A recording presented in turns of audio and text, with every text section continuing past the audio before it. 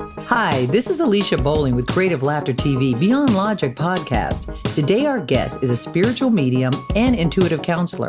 She has been featured on Sixth Sense and Beyond TV show.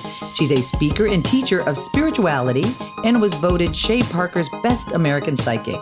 It is my pleasure to welcome Katherine Glass. Hi, Katherine. Hi, Alicia. Thanks for having me today. Oh, I am super excited to have you. Katherine has some great stories. Oh, I love Katherine. But anyway, why don't you tell everybody, I know you come from a very long lineage of psychics and healers. So why don't you tell everybody about that? Okay, just briefly. My grandmother was a medium and a healer. And my mother told me, I didn't know her very well. She passed when I was 7, but she told me that she used to see a psychic every week in New York City. So my grandmother, who was psychic herself and mediumistic, would actually go to a psychic once a week in New York. Now, if someone tried to come to see me once a week today, I'd be like, no, you can't see me every week. Right. But that's what she did. And then my mother used to read tarot cards, and I grew up around Ouija boards, tarot cards. I used to love to sneak off with her Fate magazine, my mom's, that came in the mail every month, and I'd read all the stories. And plus, both my parents were astrologers, so I grew up with metaphysics. And they used to talk about Cousin Waldo in my house, and they were referring to Ralph Waldo Emerson, who is, super famous, well-known person, transcendentalist.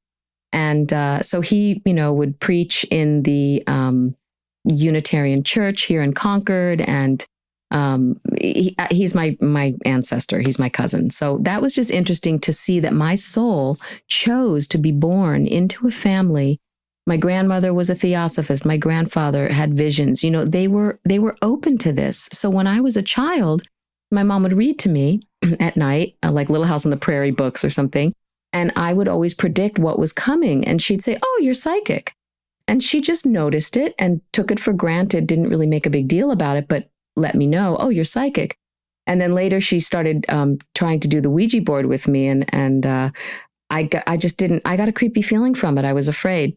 That's funny. I brought that up in another interview. We talked about Ouija boards, and they're sold as like a fun game, but they're really not fun. They're kind of dangerous, right? They are, because children are very open. And in my opinion, all children are born psychic and psychically very open. And so when you're using a Ouija board, even with adults around, you're opening a vortex of frequency or energy to invite any and all of the party in on the astral plane. The astral plane has many levels. And so a trained psychic or healer will tune in consciously to the level they're wanting to align with on the astral plane: guides, healers, teachers, masters. You don't want random. I'll tell you what happened. When I was 7, the message was, "Kathy, I'm not JC. I'm below. He, me, not dead." Like, it was just mischievous entities floating around. Right. It was a little freaky. So I never touched it after that. But my mom used to tell me she used to ask her mom to do the Ouija board with her. And my grandmother, her mother, would say, "Oh, it's so boring. I already know what they're going to say." Funny. So this is your norm. This is normal to you. So all the people around you who it's not their norm, how did they kind of respond to you growing up? Your friends and school, how was it in school? School was great. I didn't walk around telling people I'm psychic because it wasn't aggrandized in my home. My mother didn't pay a big attention to it. She just let me know, and I'd kind of forgotten it. Because probably most of the psychics that you interview, I'm sure, Alicia, they'll tell you, I didn't know I was psychic. I was just me. But I was always counseling my friends at school. I was the peacemaker. I would be the one who, I was pretty popular. I had a lot of friends. But when there would be like a new kid who came to school and they're shy and timid and didn't have any friends, I would be the one to go up and connect with them and befriend them. And when some of the groups didn't want to let that new kid in or whatever, I would be the one walking the kid home because I had empathy. I could feel what they were going through. I didn't consciously know that at the time. I was just led and drawn to do that. And so I did. So then at what age did you actually come into this gift and say, "Oh, okay, there's something here"? Well, it came from a longing. I was really lost and confused. I was in my early 20s. I had majored in musical theater at the Boston Conservatory of Music. I come from a family of performers and actors and musicians, and I had talent, and I wanted to sing and dance. And so that's what I studied. But the ego aspect of that profession was far too intense for me. I didn't have the armor. I was way too sensitive to deal with the rejection and the competition. And that became clear to me very early on after college when I was living in New York and auditioning and waitressing and singing waitressing and all of that. And I was really unhappy. And I went to a therapist and I said, I just want to love people, How can I make money loving people? And, she said, I think I want to be a massage therapist. And I said, is that crazy? And after sessions, she said, sounds to me like you want to be a massage therapist. Just go learn it. So, spirit provided, because I believe spirit directs our path. And I happened to run into a woman from Connecticut who was selling these essential oils. And she offered me a job selling her oils for her in San Francisco. And she said, you can train to be a massage therapist while you're there, learn lymphatic drainage, which is what you do with these oils. And I'll pay you $400 a week, which was a lot back in 1984. To sell these oils. And so I did. I just up and left New York. I went to California by myself, got an apartment, started working, and I became a massage therapist. And as soon as I put my hands on people, Alicia, that's when the gift really became clear to me, because I was picking up stuff about them and I would kind of counsel them during their massages and talk about their stress levels and what was causing the stress. And they'd say, how do you know that? And then it just organically evolved. I met Barbara Brennan, my first spiritual teacher, my energy healing teacher. And I went to her school for 4 years. And then I went to 5 years of clairvoyant training after that. So I've had a lot of training, and it flowed. It just one thing led to another so beautifully. I have to ask you this one thing, because you said spirit guides you. So it leads you to where you need to be. So my question is, so what about the people who are on the street? The people who are homeless, or the people who have these hard lives? I mean, the angels in disguise. Is that just that's their spiritual quest because of something they need to learn? Here's yes. I mean, partly, I think it's so much more complex than that. Right. The word karma is thrown around so blithely, and karma is actually very complex. Karma is simply cause and effect to actions and reactions. It's not really, it's my karma, so I'm supposed to have this affair with this man, even though I'm married, because we have karma. Yep. Well, all you're doing is creating more karma. So the people on the street, we have free will here. And we are guided by spirit. We do have a spirit guide and a guardian angel or two and a few other guides that will come into our lives at different times.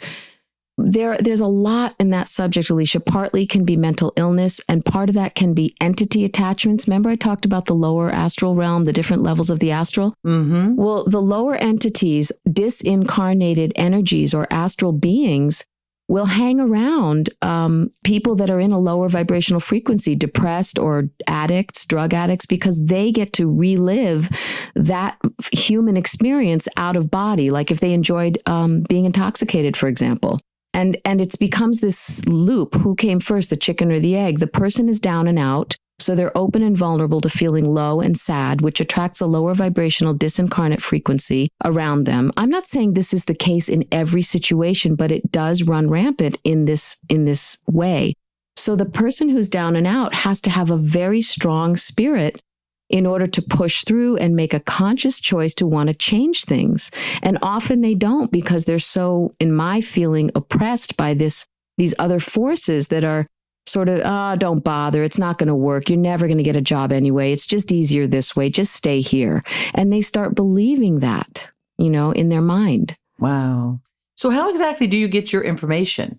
And like I always say, I think it's so funny. Can you turn this on and off? Are people actually following you around and driving you crazy? I think they're always around. When people ask me, how do you tune in with the spirit world? I tell them it's like a radio playing in the next room. It's always playing. There's a song or a stream of consciousness in the spirit world that's always around us. And it's a matter of, I can kind of hear the song in the background, but I'm not really tuning in. But if I put my attention and just shift my focus, I can hear that's, Sting singing in the next room. He's singing Roxanne, So it's like that. You tune in like a radio dial. So I'm clairaudient first. I hear words very quickly, and I'm claircognizant. I know. So that's why I channel really fast. When I read, the words come when I read a person, give a reading, because the words are coming so fast in my knowing and my hearing. And then also I'm clairvoyant. So I see, like I can see, oh, he was a large man. He had a barrel chest. I know he had black hair in his youth and it turned gray later. And then he's having trouble breathing toward the end of his life. It's a stream of consciousness of information that's flowing from the mind of the spirit consciousness to the mind of the medium. And it's mental mediumship, and I hear first. I hear words, and then I see and know kind of combined.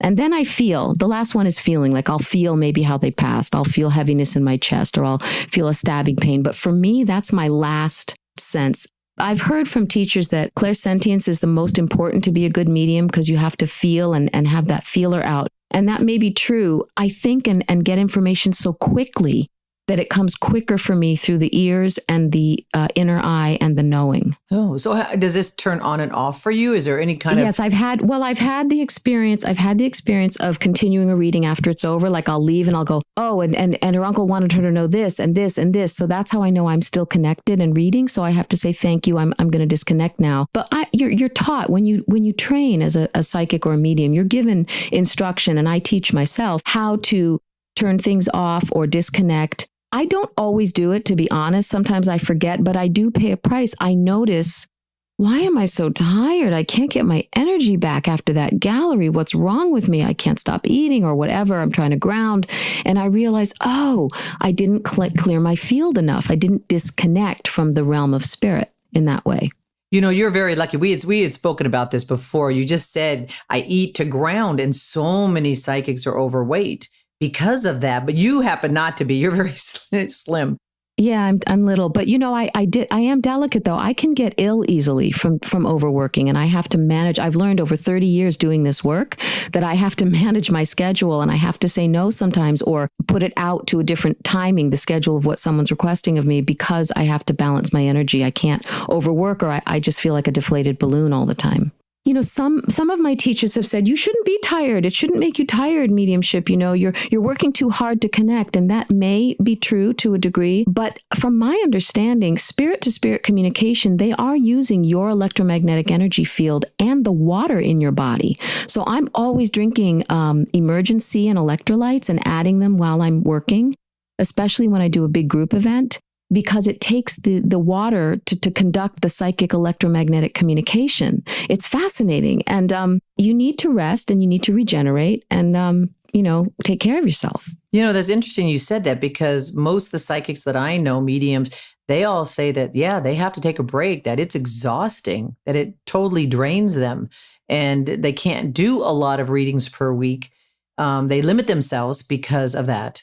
Exactly. And that's one reason people don't understand why mediums charge what they do, because we have mortgages to pay also and insurance to pay, and we're self-employed and all of that. Those of us that do this for a living. But, I also had a teacher, a wonderful mentor whom I love dearly. And she taught us, after every reading or every event, I always go to spirit first and say, are you happy with what I did for you? Did I do a good job? Because you really are working for spirit. And that can help any mediums that are out there developing or working around nerves. You're up in front of a group of people or your client, and you have to prove to them, and there's this issue, and your ego gets involved. The way to remove your ego and let that go is trust. I'm serving spirit. I'm a conduit for a message, for healing, for the person in front of me, and also healing for the spirit. So really that takes the pressure off of you to just open and receive and deliver the beautiful healing that's meant to happen there. Well, I find your healings very interesting. You do two different kinds. You do the energy healings, and then you also do the reconnective healings. Now, what is the difference between those two? Energy healing is working with it's all working with energy, but reconnective healing specifically was developed by a man named Dr. Eric Pearl, and you can buy his book, Reconnective Healing. And it's specifically, he calls it a frequency. So he says the difference is frequency gets stronger with distance. So as I walk away from the healing table, from the client's body with my hands up toward them, but I stretch the energy further and further away, that strengthens the reconnective healing. And the premise behind reconnective healing is specifically to reconnect lost DNA strands in the person who's receiving the healing. Like we had all this DNA connected like eons ago, and over years we've evolved or devolved out of our higher wisdom, knowing ability to heal ourselves. And so this reconnective frequency helps to heal that and reconnect those lost DNA strands in the person you're working on. It's really amazing. Is this something that you can do over the phone with someone, or do they have to be there in person? No, you can do long distance for sure. I've done it, and amazing things have happened. Then the energy healing, for example, Reiki or Jinshin Do or Brennan healing science, which is what I do, is the Brennan energy and the Reiki. That's mostly hands on the body or just above the body. You know, the chakras. We work a lot with the chakra system and the auric field, the 7 layers of the aura. And it's fascinating, Alicia. There are 7 chakras in each layer of the auric field. So you've got 7 times 7 chakra levels going on. It's super intricate. And that's why Brennan's school is 4 years long, because you're healing yourself. To be a good healer, you have to be in therapy and work out your own old wounds and all of that. And then you have to be as clear as channel as you can be to flow, be a facilitator for healing frequency to come to the client you're working on. You know, so many of my friends, and I know a lot of the listeners out there too, are always asking me these questions. Well, how can they do it over the phone? I don't understand that. How can they give me a reading over the phone? How can they like heal me over the phone? And I tell them, but because they work with energy. Is that correct? Yeah, correct. That is correct. And sometimes some of the readings are even better when you can't see the person, because there's no influence on my conscious mind or ego mind by seeing the person in front of me or looking at them. You know, my mind doesn't get in the way. I'm completely open to what spirit is showing me, their spirit guides, my spirit guides, giving me the information that they need to hear for their highest healing at that time of the reading. So I'm completely trusting what I'm hearing, seeing, feeling, and knowing. Well, I know you're a big teacher and you do a lot of this speaking and teaching. Is it easy to teach somebody else this type of thing? Yeah. Because, you know, a lot of people's minds can't close. Like, it's hard to meditate. It's hard to do that. How do you get somebody who's so stressed out, who's constant, their mind won't shut up? How do you actually get them to calm down? You teach them first, number 1, to ground. 101, psychic training 101, grounding, right? Send a cord into the earth through your feet and your tailbone, run the earth energy frequency up through your body like a current. Anchor yourself and ground. And then I teach them to clear their chakras and clean them out and energize their fields so that they've gotten any energies from other people they've interacted with, emotional cords, clear from their field. Because when we go through life and relationships with others, it's natural that we are made of energy. So we kind of merge with each other, particularly around strong emotion. If you have a fight with somebody, how many times have you had a fight and you go off in your car and you're still talking to them in your head? That's so true. All the things you didn't say, all the... Yes. Right. So when that's happening, Alicia, you actually have an emotional psychic cord to that person out of your throat or ear. So you need to pull that cord and give it to the light or give it to the earth or give it back to them and pull their energy out of your frequency and then fill that chakra, that area, the throat or the ear or the belly or wherever they're cording into you, with light. So do you feel it's important, like every morning when you get up, to do Absolutely. a little bit of meditating, do a little bit of clearing? Yes, particularly for that. That's how I was taught. And then also specifically with mediumship, you're taught to sit quiet with spirit. They call it sitting with spirit or sitting in the power. That's what they call it in England. And it means you're amping up your own spirit's energy and presence. You're not necessarily connecting to a specific deceased person at that point. You're sitting with your own spirit and your own spirit guides or team who work with you as a medium, and you build that strength of that connection in deep silence. Now, you can meditate with nice music playing in the background if that helps focus your mind. Some people use a mantra to heal and raise their vibration and focus their mind. So there are lots of ways, but it is important to sit and connect and just stay. I have to tell myself, stay, just stay, don't get up, stay. Like the dog, sit, don't move. Exactly. It's a discipline, and not every meditation is perfect, but it does build. It builds. It's like building a muscle. Right. It's a muscle. Absolutely. So I know your husband works on a spiritual level as well. Are you like a husband-wife team? Is he psychic as well? Or He is, Oh. but he doesn't give readings, but he has, oh my gosh, he's come home. He's an acupuncturist and an Ayurvedic doctor and a nutrition counselor and muscle tester. He's amazing, and an energy healer. No, I'm not even going to say that right. Ayurveda. It's ancient East Indian healing, about 5,000 years old. And what is that exactly? It's working with doshas of the body type, fire, pitta, vata is air, kapha is water and earth, ether. It's so, you got to have him on because he's brilliant. And he has a book coming out January 30th called Healing Essence, the Total Life Cleanse. It's a 28-day cleanse program to totally redo your life. It's amazing. He's been teaching it for 25 years, and he's finally coming out with this labor of love. This book took him about 10 years to write because he was such a good hands-on dad. He was raising our children and writing this book, and I'm so excited. It's improved. We've already sold 1,300 copies in pre-sale. So where can anybody get this? On Amazon? Amazon and Barnes and Noble. Yep. It's by Jonathan Glass, The Total Life Cleanse, Healing Essence, Total Life Cleanse. But he has come home from appointments. Now, we don't talk about clients. I really want to be clear. Confidentiality is really important. But he has said once or twice, he said, wow, I did spontaneous mediumship today. It was wild. I kept getting nudged to tell this person about this person from spirit. And I did. And they validated it. And he was like, he's got it. He's sensitive. He just hasn't focused his energy there. Oh, well, that's interesting. Well, now what about your kids? Like, is this their norm as well as it was your norm growing up? Are your kids psychic? What do they think of all this? And what do their friends think of it? They think it's really cool. They've seen me give readings, in stores in Italy, all kinds of stuff. Funny. But, the sales girl starts talking to me and I'm like, okay, can I step into your field and tell you something? And she's like, yes. And oh my God, it was amazing. No language barrier there. She was Egyptian actually, but she spoke Italian. It was incredible. Anyway, that was just one example. There's lots of times spontaneous reading has happened in front of them and they don't get embarrassed. They think it's cool. My younger one, especially, he's 16 now, and he is a medium and very psychic. And it was super strong when he was young. He would point at spirits on the ceiling and talk about them and stuff in the house, and I'd have to go clear the room. But and he had a thing where he couldn't sleep, and he saw this owl in his room, and we couldn't clear the spirit. I kept trying to clear it, and it wouldn't clear. It was a really strong, intense energy that would kind of push us out of the room when we tried to go in. It wasn't like a scary movie. It wasn't that dramatic, but it was a vibe, And so I actually had to consult some of my mentors for help. And two separate mentors of mine both said separately, this is a Native American spirit. It's trapped on this land where your house is. And they cleared it. It took her whole class to clear the vortex outside and shut it. Wow. And then the spirit energy was gone.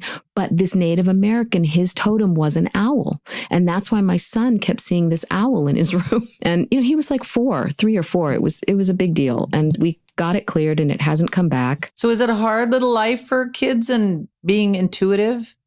Absolutely, it can be. Well, so I often give healing or little lessons. Parents will bring their children to me who are sensitive or psychic or talking to them about deceased loved ones they're seeing or energies they're aware of, or someone at school is doing this and they're going to do that, or they're predicting things. And I don't want to go to school. It doesn't feel good there, and I don't feel safe or whatever, or I can't sleep, or I see things, or I hear things. So often psychic children are extremely anxious. I know that it's a common thread that empaths and psychics are high strung. We have a lot of anxiety because there's such an influx of stimuli coming at us all the time. Well, I know your kids come from a loving, supporting family because this is what they're used to. Like you said, it's your norm.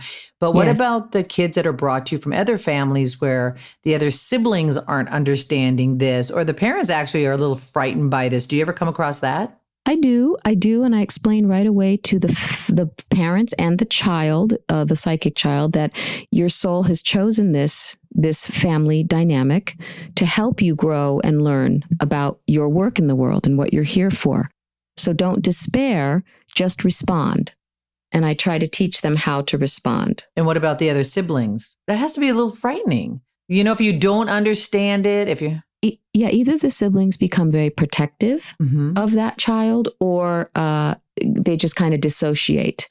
And then it's the parents' job to educate the family and honor the differences in each child. So it becomes like a spiritual counseling sort of session for them. Mm-hmm, right. And I'm really good at connecting people to the right resources. That's a strength of mine. So I will often send people to different therapists, healers, whatever they need, Right. Sometimes it's as much as managing the child's diet, too much sugar or, wheat or dairy isn't good for them. And it affects their physical functioning and their mind and their anxiety and their issues. And so in terms of the siblings, I would say there has to be some sort of family powwow to monitor how the siblings act with the sensitive child.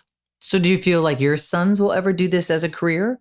I thought so. My youngest one, most likely. My older one is super sensitive and psychic too, and it comes out through his artwork. But he doesn't acknowledge it that way. He's more in his mind. He's more intellectual. My younger one is an athlete and a musician, brilliant musician. He channels music so effortlessly. And he was the one who was seeing the spirits. And he also delivered a message when he was 13 in a mediumship class I was teaching. He was sitting in because it was friends of ours. And he delivered a message and it blew my mind. It was accurate and evidential. But he's never come to me and said, Mom, I want to pursue this. It could happen later in life, but I have certainly given him the tools to ground himself, to clear himself. He understands about relationships at school and how people's energy can affect him and make him anxious. He has all the tools. Right. One of the very interesting things, a lot of the psychic males end up being gay. Yeah, super sensitive. And I find that very interesting. Is that because of the sensitivity aspect of it? It could be. I don't know. Neither of my children are at this point, but they're completely welcome and open to be whatever they want to be and become. Right. I'm completely supportive. But yes, it's like the theater. There are a lot of gay males in theater because I think it's just accepted there. They can really fully express themselves and openly be who they are. And I don't want to make any generalizations because I'm sure there are plenty of gay males in business too. Oh, absolutely. Right. It's just more accepted and hopefully that's changing and it's becoming more accepted everywhere. Right. I agree with that. But the feminine side is developed. In the intuitive person, their feminine energy is stronger because the intuitive energy is feminine. Mm-hmm. Right. There's a school in the Bronx where they teach telepathy, which I just found so fascinating. But telepathy is reading of the minds. So is that considered the same thing as having a psychic ability to you? Kind of. There are aspects of it, telepathy, but we never call it mind reading, although we do call it a reading. But I think I'm reading their energy, their aura, not their mind. Are you talking about, is it like remote viewing? Well, they're teaching? They're calling it telepathy, where they're teaching the kids, telepathy. And the general public thinks that's the reading of somebody's mind. But is the reading of somebody's mind a gift as in they're a medium or a psychic and they're just calling it that word because to them psychic medium is not a word that they would use? Could be. I don't really know. I would be interested to read the mission statement of this school. And is it to use for healing purposes? Is it to use as, skills in future commerce or war or what? What's it for? Right. Defense? I don't know. Spy, who knows what it's for. I'd like to think it's going to be used for the higher good and that we're going to move into fifth dimension on this planet and become much more awake and conscious, Yeah, that would be nice. So tell everybody about your Healing Essence Center. The Healing Essence Center is a center for holistic therapies. And we've been in Concord, Massachusetts for about 28 years now. Very successful. And we do lots of modalities. I give readings, psychic readings, mediumistic readings. We do galleries there. That's a group event of psychic mediumship readings. Sorry. Jonathan is an acupuncturist and an Ayurvedic practitioner and a nutritional counseling. He helps people with all kinds of illnesses and problems that don't seem to be responding. I guess medically, a lot of times they'll come from their doctors to us and he'll advise them and do a blend. He never tells them stop seeing your doctor, but he works with their protocols and often they go into complete healing. It's amazing what he can do. And where is your healing center? Diet, nutrition, and supplements. It's in Concord, Massachusetts. Massachusetts is a place that has so many psychics and mediums and actually a lot of witches, right? Yes, we definitely have that history, no doubt. And when we moved here back in 92, Alicia, It was such a blue collar town. None of this was even heard of. And we plunked ourselves down from California. We're from here originally. We're from the East Coast, but we met in California. We were healers at a spa, and we became, we furthered our education. So we moved back east after we got engaged because our families were here. And we put roots down. And as soon as we opened that center, I'm not kidding, a hypnotherapist opened across the street, a chiropractor opened up, a yoga. It was already almost saturated in California where we were in the early 90s. And when we got here, it hadn't really caught on as much. It was more conservative here. But now it's just exploded. It's everywhere. But we were one of the first to anchor that light here in Concord. Well, that's amazing. And I'd like to thank you so much for joining the podcast. I find you so interesting, Katherine. And if you'd like to know more about Katherine, go to her website, www.katherineglass.com, book a reading, check her out, see when all her speeches are and her teachings are. She's amazing. And also check out on our website our monthly group sessions with our celebrity psychics. And remember, you create your life, you create your future. This is Alicia Bowling with Beyond Logic.